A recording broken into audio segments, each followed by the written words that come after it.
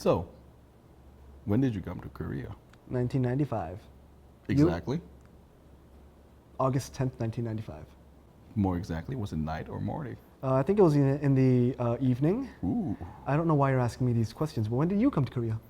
I don't remember. Yeah, you do. I come back and forth. I don't remember at all. I'm serious. And Joe is doing the voice again. What voice are you talking about? I have no idea. No, I have no idea what you're talking about. Anyway, Yeah. Korea 1995. Mm-hmm.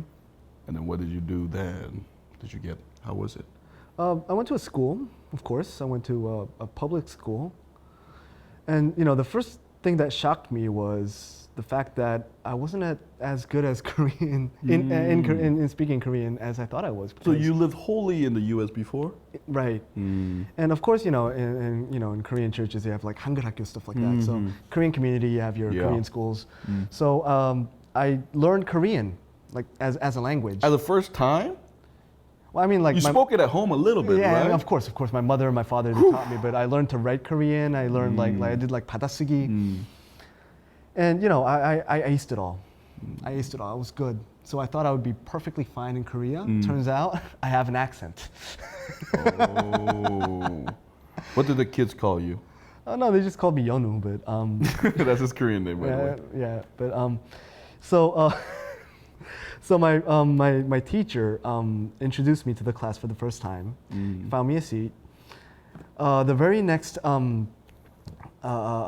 break time, everybody comes around my desk and they start asking me questions. I don't remember questions, but what I do remember is them following me after my answers.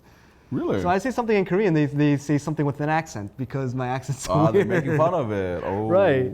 That's but but they were nice about it. I mean, come on, that's too softcore now. Give me the hardcore ones. No, what did they really do to you? The thing is, I don't know why. I mean, if I was in that position, I would have given me hell. But they were. I don't know why, but they were nice. They made me a friend. Oh my God, where did you land? Where you landed, I landed is very different. I lived in Anyang when I was young. I went to Anyang Namcho등학교. Wow, my perception of Anyang has totally changed right now. Nice kids. Of course, middle school was very different because it was an all-boys school. And it was all about how strong you were. No, but you adopted. No, but by the time I spoke perfect Korean. But what shocked me was corporal punishment. How didn't that shock you? So I growing up, not only as a kyopo, but as a Korean person living in Korea in general, I heard all these stories about how like army companies are, or like how they demand things and how hierarchical it is, and that just scared the ish out of me. That's all true, by the way. Well, at least not where I work. Oh my God, where did he land? Wow. Guess I'm lucky. No, your plane must have been like, go to Anyang straight up. Why? The rest of it is a jungle.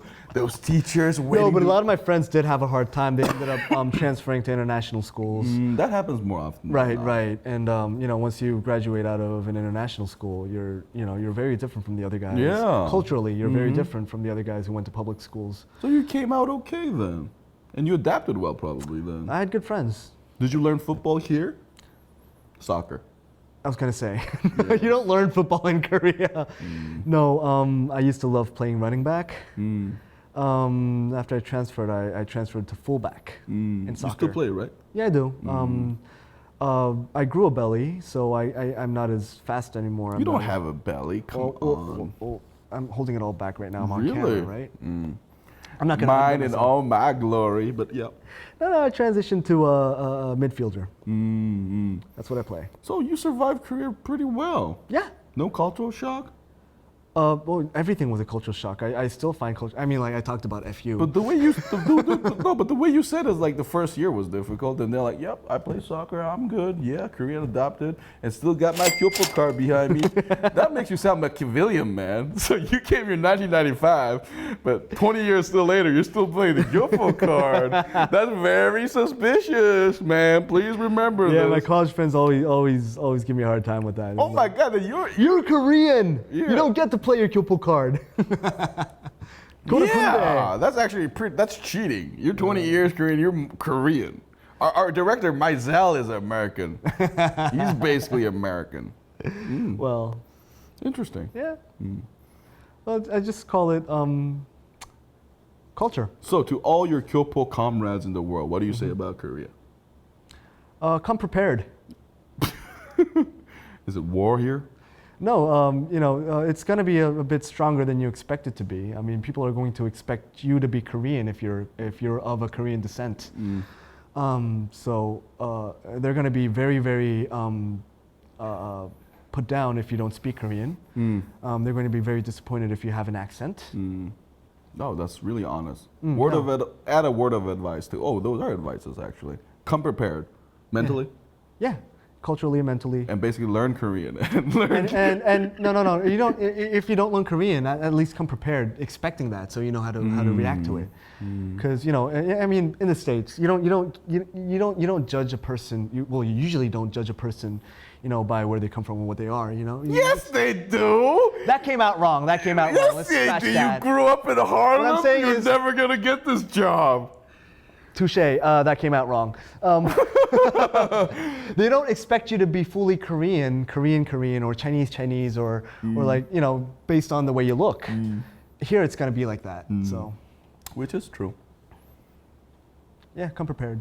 To the Gyopo brothers everywhere. Abraham Pi. Be. Pay.